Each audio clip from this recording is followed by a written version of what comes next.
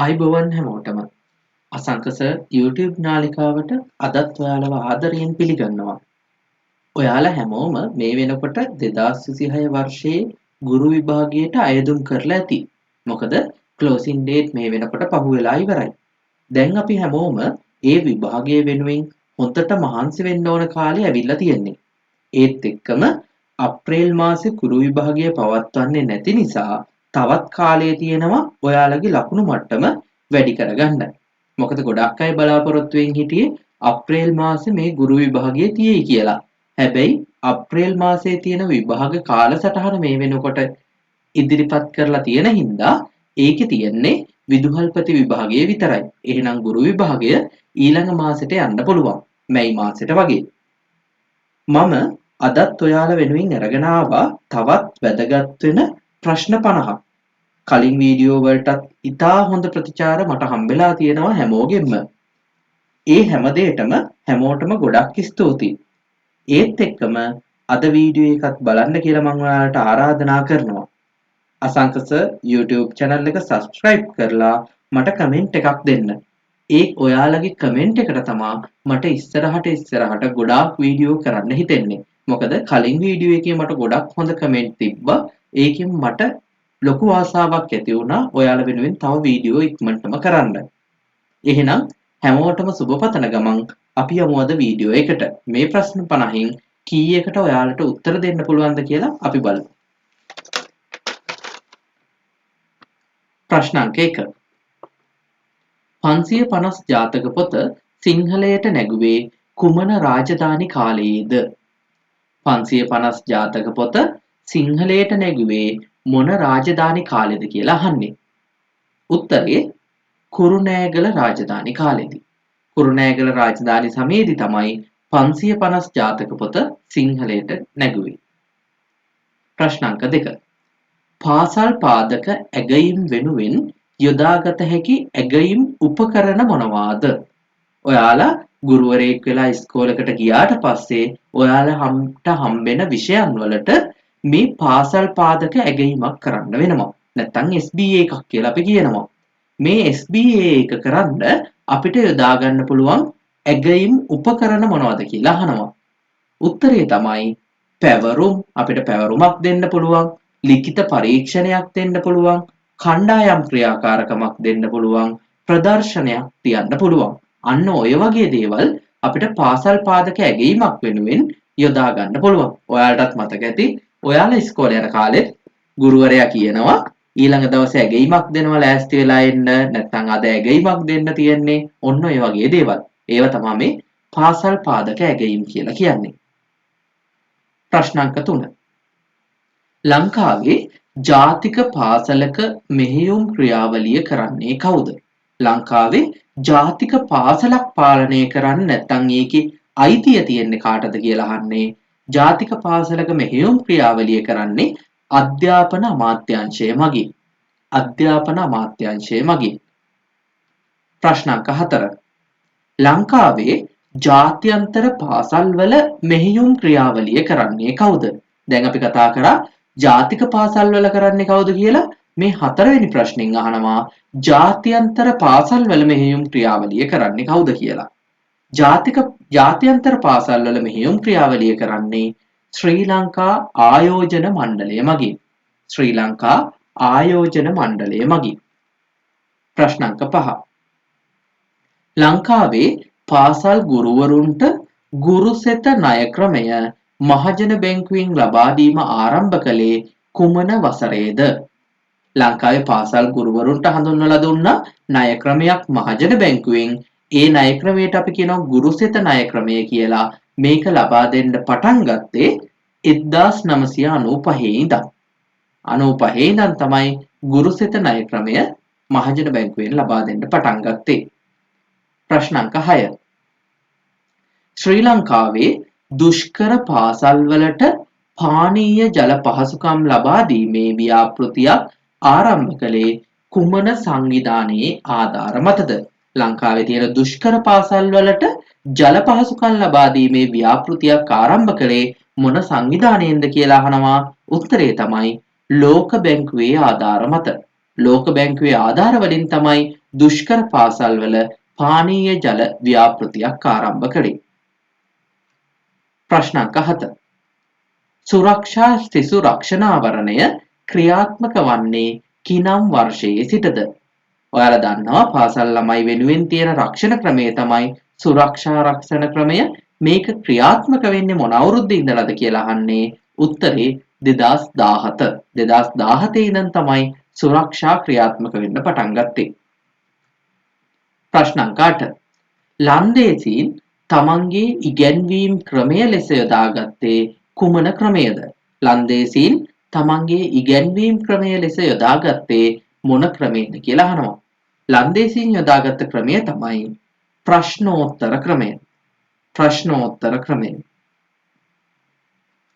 ප්‍රශ්න අංක 9.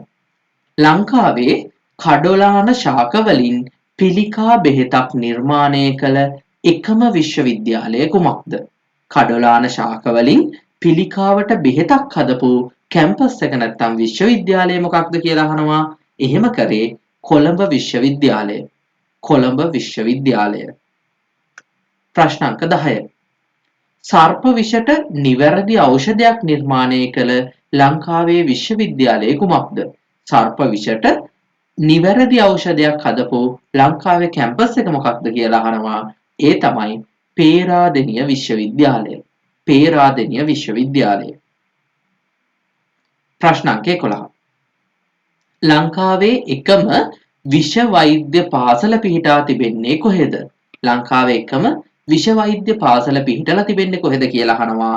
ඒ තමයි කැලණිය. කැලණියේ තමයි ලංකාවේ එකම විෂ වෛද්‍ය පාසල පිහිටලා තියෙන්නේ. ප්‍රශ්න අංක 12. ලංකාවේ විශ්වවිද්‍යාලවල පරිගණක විද්‍යාව ආරම්භ කිරීමේ පුරෝගාමියා කවුද? ලංකාවේ තියෙන කැම්පස් වල පරිගණක විද්‍යාව කියන දේ ආරම්භ කරන්න පුරෝගාමී වුණේ කවුද කියලා අහනවා. ඒ තමයි මහාචාර්ය වී.කේ. සමරනායක මහතා. මහාචාර්ය වී.කේ. සමරනායක මහතා. ප්‍රශ්න අංක 13. ලංකාවේ බැංකුකරුවන්ගේ ආයතනය පිහිටා තිබෙන්නේ කොහෙද? ලංකාවේ බැංකුකරුවන්ගේ ආයතනය පිහිටලා තියෙන්නේ කොහෙද කියලා අහනවා. ඔයාලා දන්න පිළිතුරක්. උත්තරේ තමයි බොරැල්ල. බොරැල්ලේ තමයි බැංකුකරුවන්ගේ ආයතනය පිහිටලා තියෙන්නේ. ප්‍රශ්න අංක 14. ජ්‍යාමිතියේ පියා කවුද? ගණන් දැනගත්තොත් මේ ජ්‍යාමිතිය නිතරම භාවිතා වෙන එකක්. මේ ජ්‍යාමිතියේ පියා කවුද කියලා අහනවා. ජ්‍යාමිතියේ පියා තමයි ඉයුක්ලිඩ්. ඉයුක්ලිඩ් තමයි ජ්‍යාමිතියේ පියා වන්නේ. ප්‍රශ්න අංක 15. DNA යනු කුමක්ද? DNA යනු කුමක්ද? DNA කියලා කියන්නේ ඩියොක්සිරයිබෝ නියුක්ලෙයික් අම්ලය. ඩියොක්සිරයිබෝ නියුක්ලෙයික් අම්ලය තමයි DNA කියලා අපි කෙටි කරලා හඳුන්වන්නේ. ප්‍රශ්න අංක 16. පොතක් ලියූ ලංකාවේ හිටපු මුදල් ඇමතිවරයා කවුද? අන්න පොතක් ලියලා තියෙනවා ලංකාවේ හිටපු මුදල් ඇමතිවරයෙක්. කවුද ඒ පොතක් ලියපු ලංකාවේ හිටපු මුදල් ඇමතිවරයා? උත්තරේ තමයි ටී.බී. ඉලංගරත්න මහතා. ටී.බී. ඉලංගරත්න මහතා. ඒ මහතා ලියපු පොත තමයි අඹ යහළුවෝ. අඹ යහළුවෝ. ප්‍රශ්න අංක 17. ලංකාවේ කෘෂි කර්මාන්තයට හානි කළ සේනා දළබුවා මර්ධනයට උදව් කරපු විශ්වවිද්‍යාලය මොකක්ද? ඔයාලා දන්නවා කාලයක් තිබ්බ මේ කෘෂි කර්මාන්තයට සේනා කියන දළබුවා ලොකු කරදරයක් කරා. එයා මර්ධනය කරන්න උදව් කරපු විශ්වවිද්‍යාලය මොකක්ද කියලා අහනවා. උත්තරේ තමයි එංගලන්තයේ මැන්චෙස්ටර් විශ්වවිද්‍යාලය. එංගලන්තයේ මැන්චෙස්ටර් විශ්වවිද්‍යාලයෙන් තමයි සේනා දළබුවා මර්ධනය කරන්න අපිට උදව් කරේ. ප්‍රශ්න අංක 18. ලංකාවේ පාසල් ක්ෂේත්‍රයේ අඩුම කාලයකින් විශ්වවිද්‍යාල සුදුසුකම් ලැබූ පාසල් ශිෂ්‍යයා කවුද? ඉස්කෝලේ ළමේ අඩුම කාලෙකදී කැම්පස් ගිහිල්ලා තියෙනවා. කවුද මේ අඩුම කාලෙකින් කැම්පස් ගිය ලංකාවේ ඉන්න දක්ෂයා? ඒ තමයි මාවරමණ්ඩිය නැනමල් විද්‍යාලයේ දෙවුම් සනහස් රණසිංහ. මේ දෙවුම් සනහස් රණසිංහ කියන පුතා අවුරුදු 14දී කැම්පස් ගිහිල්ලා තියෙනවා. එයාගේ ඉස්කෝලේ තමයි මාවර මණ්ඩිය නැනමල් විද්‍යාලය. ප්‍රශ්න අංක 19. පාසල් අධ්‍යාපනයේදී ගෘහ ආර්ථික විද්‍යාව විෂයක් ලෙස ඉගෙන ගැනීමට ලැබෙන්නේ කීවෙනි ශ්‍රේණියේ ඉඳන්ද? හෝම් සයන්ස් නැත්නම් ආර්ථික විද්‍යාව කියන විෂය ඉස්කෝලේ ඉගෙන ගන්න ඔයාලට හම්බෙන්නේ කීය වසරේ ඉඳන්ද කියලා අහනවා. ඒ තමයි 10 වසරේ ඉඳන්. 10 ශ්‍රේණියේ ඉඳන් තමයි ගෘහ ආර්ථික විද්‍යාව ඉගෙන ගන්න හම්බෙන්නේ. ප්‍රශ්න අංක 20. ලංකාවේ පාසල් අධ්‍යාපනය සඳහා නිපුණතා පාදක ප්‍රවේශය හඳුන්වා දීමට කටයුතු කළ පුරෝගාමියා කවුද? ලංකාවේ පාසල් අධ්‍යාපනයට නිපුණතා පාදක ප්‍රවේශය හඳුන්වලා දෙන්න උදව් කරේ මහාචාර්ය රෝලන්ඩ් අබේපාල මහතා. මහාචාර්ය රෝලන්ඩ් අබේපාල මහතා තමයි ලංකාවේ පාසල් අධ්‍යාපනයට නිපුණතා පාදක ප්‍රවේශය හඳුන්වලා දුන්නේ. ප්‍රශ්න අංක 21. විෂයන් සඳහා කාලච්ඡේද වෙන් කිරීමේදී 10-11 ශ්‍රේණිවලට එක සතියකට අඩුම කාලච්ඡේද ප්‍රමාණයක් වෙන් කරන විෂය මොකක්ද? 10-11 පන්තිවලට සතියකට අඩුම පීරියඩ් ගාණක් තියෙන විෂය මොකක්ද කියලා අහනවා.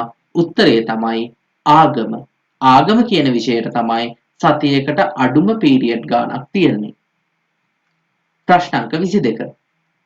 විෂයන් සඳහා කාලච්ඡේද වෙන් කිරීමේදී 10-11 ශ්‍රේණිවල එක සතියකට වැඩිම කාලච්ඡේද ප්‍රමාණයක් වෙන් කරන විෂය මොකක්ද? දැන් අර ප්‍රශ්නේ අනිත් පැත්ත අහනවා සතියකට වැඩිපුරම පීරියඩ් තියෙන්නේ මොන විෂයන් වලටද? උත්තරේ තමයි ගණිතය හා විද්‍යාව. ගණන් වලටයි විද්‍යාවටයි තමයි සතියකට වැඩිම පීරියඩ් ගාණක් තියෙන්නේ. ඒ සතියකට පීරියඩ් 6ක් වෙන් වෙනවා ගණිතය සහ විද්‍යාවට. ප්‍රශ්න අංක 23. පාසලක ක්‍රියාත්මක වන පොදු පරිපාලන අංග මොනවද? මොනවාද මේ පාසලක තියෙන පොදු පරිපාලන අංග? ඒවා තමයි සිසුන් ඇතුළත් කර ගැනීම, වාර්ෂික කාලසටහන සැකසීම, විෂය මාලාව ක්‍රියාත්මක කිරීම, භෞතික සම්පත් ලබා දීම, මූල්‍ය ශීර්ෂ අනුමත කර ගැනීම, කමිටු අනුමත කර ගැනීම. එතකොට මේවා තමයි පාසලක ක්‍රියාත්මක වෙන පොදු පරිපාලන අංග. ඉස්කෝලේට ළමයෙක් ඇතුළත් කරගන්න පුළුවන්. ඊළඟට වාර්ෂික කාලසටහනක් හදන්න ඕනේ.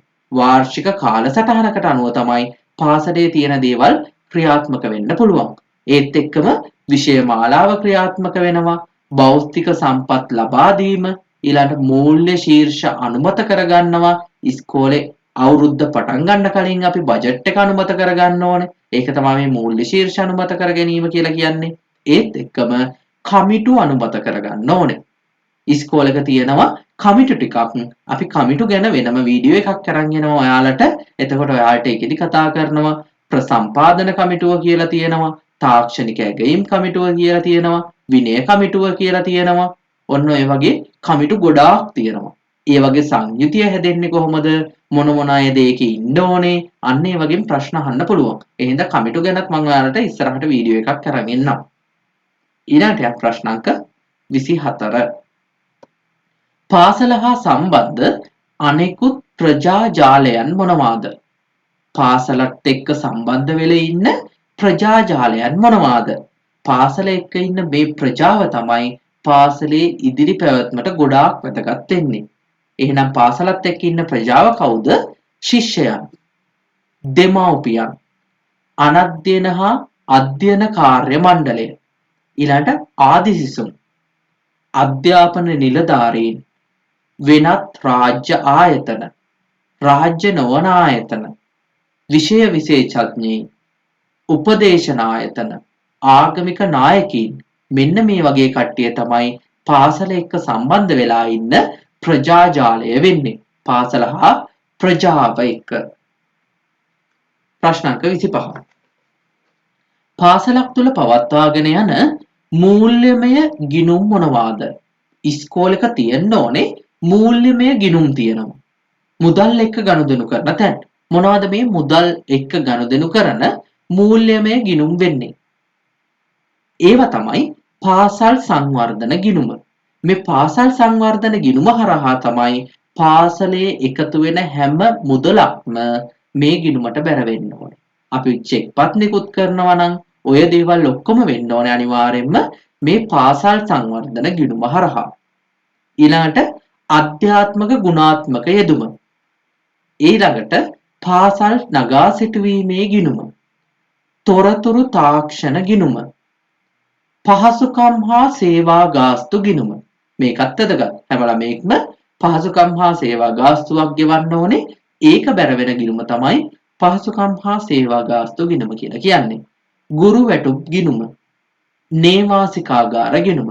මේවා තමයි පාසලක පවත්වාගෙන යන මූල්‍යමය ගිණුම් වෙන්නේ. ප්‍රශ්න අංක 26.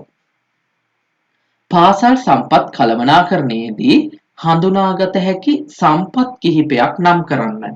පාසලක සම්පත් කළමනාකරණය කරද්දී හඳුනා ගන්න පුළුවන් සම්පත් මොනවද? ඒ සම්පත් තමයි භෞතික සම්පත්. භෞතික සම්පත් තියෙන්න ඕනේ. ඊළඟට මානව සම්පත්. භෞතික සම්පත්, මානව සම්පත් තියෙන්න ඕනේ. ඊළඟට මූල්‍ය සම්පත්. ඊළඟට තමයි වැදගත් එක්කෙනේ කාලය නැමැති සම්පත. කාලය කියන සම්පතත් අපේ පාසලේදී වැදගත් වෙනවා. ඊළඟට ගැටලු නැමැති සම්පත. ගැටලුත් පාසලේ සම්පත් කළමනාකරණය කරද්දී අපිට වැදගත් වෙනවා. එහෙනම් තියෙන සම්පත් තමයි භෞතික සම්පත්, මානව සම්පත්, මූල්‍ය සම්පත්, කාලය නැමැති සම්පත, ගැටලු නැමැති සම්පත. ප්‍රශ්න අංක 27. පාසල් කාර්යාලයක තිබිය යුතු අනිවාර්ය අංග. එහෙනම් ඉස්කෝලේ ඔෆිස් එකේ ඔයාලා යද්දි තියෙන්න ඕනේ මොනවද? මේවා බිත්තිවල වෙන්න පුළුවන්, කබඩ් වල වෙන්න පුළුවන්. මොනවා වගේ වුණත් මේ කාර්යාලයක තියෙන්න ඕනේ අනිවාර්ය අංග මොනවද කියලා අපි බලමු. ඒවා තමයි පාසල් ලොක් සටහන් පොත. වැදගත් කොටසක්. පාසලේ ලොක් සටහන් පොත අනිවාර්යෙන් තියෙන්න ඕනේ. ඊළඟට පැමිණීමේ ලේඛන. මේ පැමිණීමේ ලේඛන කියද්දී ශිෂ්‍යයන්ගේ පැමිණීමේ ලේඛන වෙන්නත් පුළුවන්, ගුරුවරුන්ගේ පැමිණීමේ ලේඛන වෙන්නත් පුළුවන්. ඊළඟට සිසුන් ඇතුළත් කිරීමේ ලේඛනය, පාසලේ සැලැස්ම, කාලසටහන්, ශිෂ්‍ය දිනපතා පැමිණීමේ ලේඛනය, පන්ති වාර්තා පොත්. පන්ති වාර්තා පොතත් අනිවාර්යෙන් කාර්යාලයක තියෙන්න ඕනේ. ඊළඟට පෞද්ගලික ලිපිගොනු. අපේ ගුරුවරුන්ගේ පෞද්ගලික ලිපිගොනුවක් තියෙන්න ඕනේ පාසලේ. ඒ වගේම අපේ පෞද්ගලික ලිපිගොනුවක් තියෙනවා කලාප අධ්‍යාපන කාර්යාලයේ. ඊළඟට ලකුණු වාර්තා, ලකුණු පොතක් තියෙන්න ඕනේ. විභාග ප්‍රතිඵල තියෙන්න ඕනේ. විෂය නිර්දේශයන් තියෙන්න ඕනේ. පාසල් සංගණන වාර්තා තියෙන්න ඕනේ. ගුරු රැස්වීම් පොතක් තියෙන්න ඕනේ. ඊළඟට මුදල් පොතක් තියෙන්න ඕනේ. දෙමාපිය තොරතුරු පොතක් තියෙන්න ඕනේ. ඊළඟට දුම්රිය බලපත්‍ර තියෙන්න ඕනේ. ගුරුවරයෙක් වශයෙන් ඔයාලටත් දුම්රිය බලපත්‍ර හම්බෙනවා. ඒ බලපත්‍රවල කොහොමද කොහෙද යන්න පුළුවන්? ඒ විස්තර ඉස්සරහට බලා ගන්න පුළුවන්. බඩු වට්ටෝරු පොත්. ඊළඟට වැටුප් ලේඛන. මෙන්න මේවා කාර්යාලයක තියෙන්න ඕනේ අංග ටික. අපි යමු ඊළඟ ප්‍රශ්නෙට. ප්‍රශ්න අංක 28. පාසල තුල පැවැත්වෙන උදෑසන රැස්වීම, අංශ රැස්වීම, ගුරු දෙගුරු රැස්වීම, ශිෂ්‍ය සමිති ආදිය පැවැත්වීමේ අරමුණු මොනවාද? ඇයි මේ රැස්වීම මෙච්චර තියන්නේ? ඒවා තමයි තොරතුරු ලබා දෙන්න. අපිට ළමයිට මොන හරි තොරතුරක් ලබා දෙන්න පුළුවන්. තොරතුරු ලබා ගන්න පුළුවන්. අදහස් විමසන්න පුළුවන්. ප්‍රගති සමාලෝචනය කරන්න පුළුවන්. ළමයිව දැනුවත් කරන්න පුළුවන්. මොනවා හරි සැලසුම්කරණය කරන්න පුළුවන්. ඒ වගේම ගැටුම් निराකරණය කරන්නත් මෙන්න මේ රැස්වීම සහ සමිති පැවැත්වීමේ වැදගත්කමක් තියෙනවා. ප්‍රශ්න අංක 29. හොඳ ගුරුවරයෙකුගේ යහපත් පෞරුෂ ලක්ෂණ මොනවාද? මොනවාද මේ හොඳ ගුරුවරයෙක්ගේ තියෙන්න ඕනේ යහපත් පෞරුෂ ලක්ෂණ? විභාගයට මුහුණ දෙන්න ඉන්න ඔයාලා ළඟත් මෙන්න මේ යහපත් ලක්ෂණ තියෙනවද කියලා අපි බලමු. ඒව තමයි ආකල්ප හා ආගමික විශ්වාසය. ඊළඟට සම්ප්‍රදායට ලැබි බව, සදාචාර සම්පන්න බව, අභියෝග ජය ගැනීම. ඒක තියෙන්න ඕනේ ඒ ඔයාලට මේ හොඳ අභියෝගයක් හම්බෙලා තියෙන්නේ කොහොම හරි මං ගුරු ශ්‍රේවයට එනවා කියන අභියෝගය ජය ගන්න තමයි ඔයාලට තියෙන්නේ. ඊළඟට ආත්මීය සංවර්ධනය, පරමාදර්ශය, ගැටලු විසඳීමේ හැකියාව, ඊළඟට හෘද සාක්ෂිය. හෘද සාක්ෂියට අවංකව වැඩ කරොත් කාටවත් කවදාවත් වරදින්නේ නැහැ.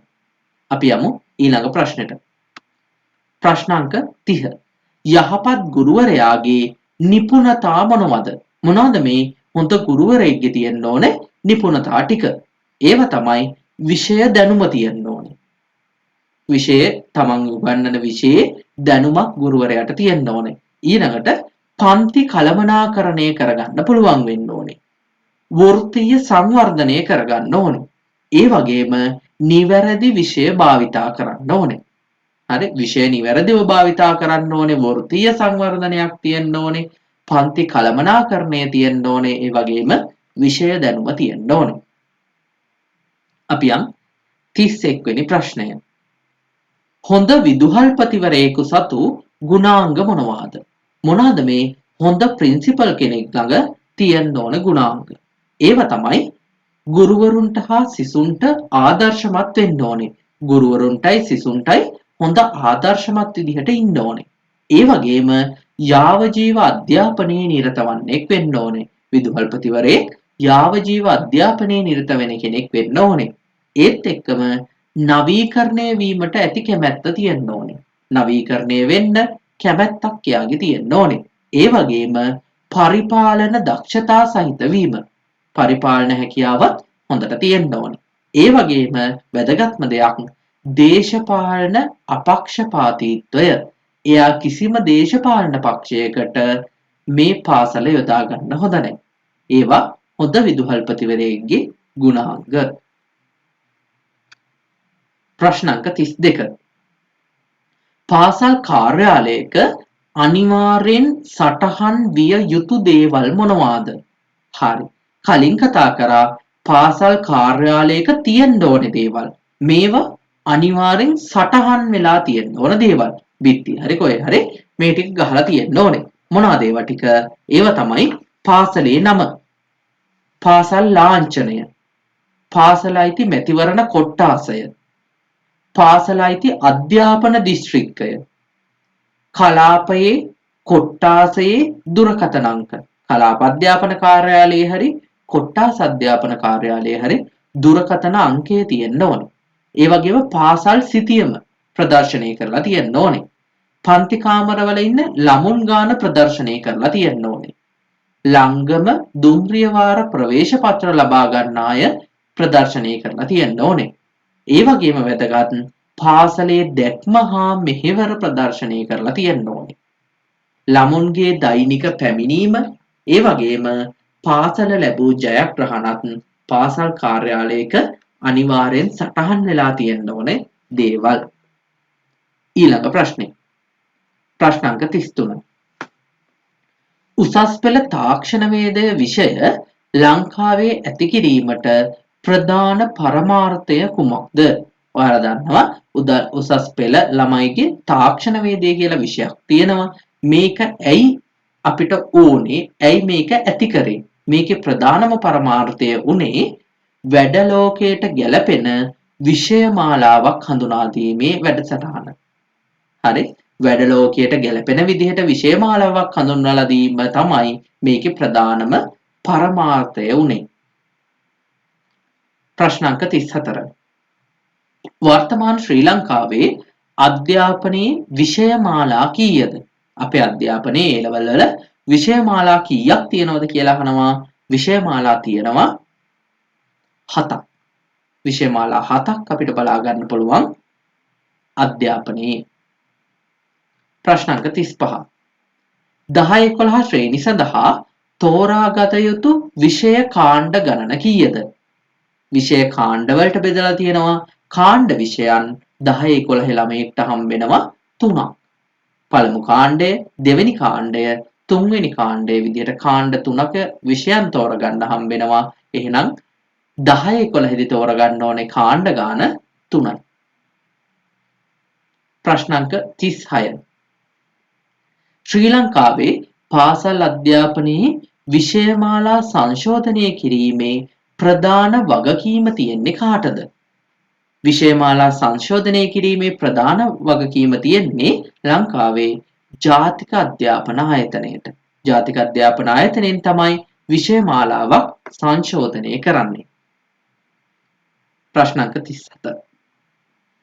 අධ්‍යාපනය සම්බන්ධයෙන් අප්‍රිකානු කලාපය තුල වැඩිම දාර්ශනික මත ඉදිරිපත් කරපු අධ්‍යාපන විද්‍යාඥයා කවුද? අප්‍රිකානු කලාපයේ වැඩිම දාර්ශනික මත ඉදිරිපත් කරපු අධ්‍යාපන විද්‍යාඥයා තමයි ජුලියස් නියරේ. ජුලියස් නියරේ තමයි අප්‍රිකානු කලාපයේ වැඩිම මතවාද ඉදිරිපත් කළේ. ප්‍රශ්න අංක 38. උසස් පෙළ සමත් වූවන් වැඩි ලකුණු මත නීතිඥ වෘත්තියට ප්‍රවේශ විය හැකි අවස්ථාව කුමක්ද? ඔයාලා A level පාස් වෙලා ගන්න වැඩිම ලකුණු වලින් නීතිඥ වෘත්තියට ප්‍රවේශ වෙන්න පුළුවන් අවස්ථාව තමයි නීති පීඨය හරහා. නීති පීඨයට ඇතුළත් වෙන්න පුළුවන්. එතනින් නීතිඥ වෘත්තියට ප්‍රවේශ වෙන්න පුළුවන්. ප්‍රශ්න අංක 39. පැරණි අධ්‍යාපනයේ ප්‍රාථමික සිසුන්ට සිරිත් විරිත් සහ සදාචාර ඉගැන්වීමට භාවිතා කළ පොත කුමක්ද? පැරණි අධ්‍යාපනයේ ප්‍රයිමරි ළමයිට සිරිත් විරිත් සදාචාර ඉගන්වන්න භාවිතා කරපු පොත තමයි වදන් කවි පොත. වදන් කවි පොතෙන් තමයි සිරිත් විරිත් ඉගැන්වුවේ ඒ කාලේ.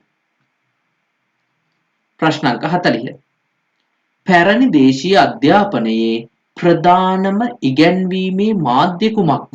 පැරණි දේශීය අධ්‍යාපනයේ ප්‍රධානම ඉගැන්වීම් මාධ්‍ය උනේ ස්පර්ශය මගින් ඉගැන්වීම. ස්පර්ශය මගින් දේවල් හඳුන්වලා දීලා ඒකෙන් ගන්නපු එක තමයි පැරණි දේශීය අධ්‍යාපනයේ ප්‍රධානම ඉගැන්වීමේ මාධ්‍ය වෙන්නේ. ප්‍රශ්න අංක 41. ශ්‍රී ලංකාවේ පැරණි අධ්‍යාපනයේ විශ්වවිද්‍යාල මට්ටමේ අධ්‍යාපනය ලබා දුන් ආයතනය කුමක්ද? පැරණි අධ්‍යාපනයේ කැම්පස් එක උනේ මොන ආයතනයේද කියලා අහනවා. ඒ තමයි පිරිවෙන. විශ්වවිද්‍යාල මට්ටමේ අධ්‍යාපනය ලබා දුන්නේ පිරිවෙන මගින්. ප්‍රශ්න අංක 42. ශ්‍රී ලංකාවේ පැරණි අධ්‍යාපනයේ ප්‍රාථමික මට්ටමේ අධ්‍යාපනය ලබා දුන්න ආයතනය මොකක්ද? ප්‍රාථමික මට්ටමේ අධ්‍යාපනය ලබා දුන්නේ ගුරු ගෙදර මගින්. ගුරු ගෙදරින් තමයි ප්‍රාථමික මට්ටමේ අධ්‍යාපනය ලබා දුන්නේ. විශ්වවිද්‍යාල මට්ටමේ ලබා දුන්නේ පිරිවෙන මගින්. ප්‍රශ්න අංක 43.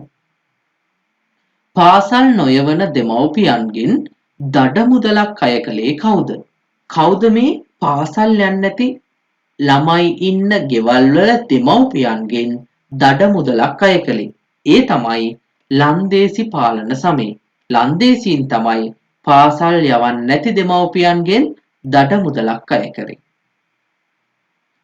ප්‍රශ්න අංක 44. නිදහසේ දොර විවර කරන යතුර අධ්‍යාපනයයි.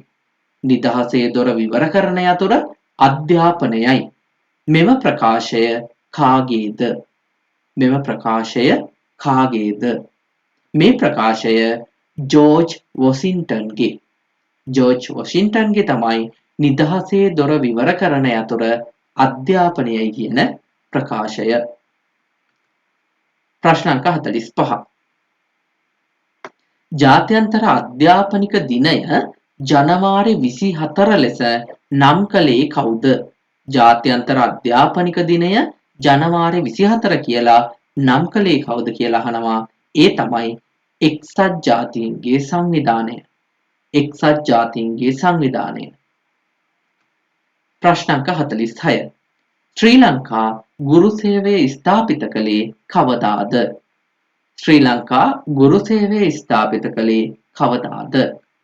ගුරු සේවය ස්ථාපිත කළේ 1994 10 වෙනි මාසේ 6 වෙනිදා. 1994 10 වෙනි මාසේ 6 වෙනිදා තමයි ලංකාවේ ගුරු සේවය ස්ථාපිත කළේ. ප්‍රශ්න අංක 47. 1905 ඉඳන් 1858 දක්වා පෘතුගීසීන් ලංකාවේ පවත්වාගෙන ගිය විශේෂ පාසල් මොනවාද? පෘතුගීසීන් 1858 ඉඳන් 1905 වෙනකන් පවත්වාගෙන ගිය පාසල් මොනවද? ඒව තමයි මිෂනාරී පාසල්. මිෂනාරී පාසල්. ප්‍රශ්න අංක 48. ලංකාවේ පළවෙනි හා දෙවෙනි කෘෂිකර්ම විද්‍යාල ආරම්භ කළේ කොහේද? ලංකාවේ පළවෙනි දෙවෙනි කෘෂිකර්ම විද්‍යාල ආරම්භ කළේ කොහෙද? ඒ තමයි කොළඹයි පේරාදෙණියයි. කොළඹයි පේරාදෙණියයි තමයි ලංකාවේ පළවෙනි හා දෙවෙනි කෘෂිකර්ම විද්‍යාල වෙන්නේ. ප්‍රශ්න අංක 49. ශ්‍රී ලංකාවේ විෂයමාලා සංවර්ධනය කරන ආයතනය කුමක්ද? ලංකාවේ විෂයමාලාවක් සංවර්ධනය කරන ආයතනය මොකක්ද? ඒ තමයි ජාතික අධ්‍යාපන ආයතනය. ජාතික අධ්‍යාපන ආයතනයෙන් තමයි විෂයමාලාවක් සංවර්ධනය කරන්නේ. අවසාන ප්‍රශ්නය. ප්‍රශ්න අංක 50. 1920 අංක 1 දරන අධ්‍යාපන ආඥා පනතේ සංශෝධන මොනවාද? 1920 අංක 1 දරන අධ්‍යාපන ආඥා පනතෙන් වෙච්ච සංශෝධන මොනවාද? ඒව තමයි පාසල් යාම අනිවාර්ය කරා. පාසල් යන එක අනිවාර්ය කරා. රජයේ මුදල් වැය කරන සෑම පාසලක්ම රජයට පවරගත්තා. රජයේ මුදල් වැය කරන සෑම පාසලක්ම රජයට පවරගත්තා. එතෙක් පැවති ප්‍රසිද්ධ ඉගැන්වීමේ දෙපාර්තමේන්තුව අධ්‍යාපන දෙපාර්තමේන්තුවක් ලෙස ඒකාබද්ධ කරා. මෙන්න මේ කරුණු තුන තමයි 1920 අංක 1 දරන අධ්‍යාපන ආඥා පනතේ සංශෝධන විදිහට අපිට ගන්න පුළුවන්.